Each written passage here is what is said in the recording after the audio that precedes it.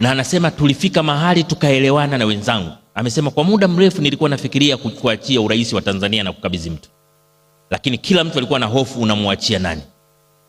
Lakini nilifika mahala tukaelewana wote kwenye kamati kuu, kwenye baraza la mawaziri, hakuna swali tena, kila mtu anajua rais ajaye ni Edward Moringe Sokoine.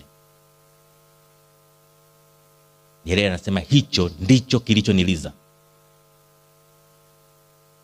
Alitamani nchi iongozwe na mtu mkweli, mtu mwadilifu, mtu anayependa nchi yake, mtu ambaye mali ya taifa itabaki kuwa mali ya taifa, na yuko tayari kutumia nguvu na akili zake zote kutumikia nchi yake.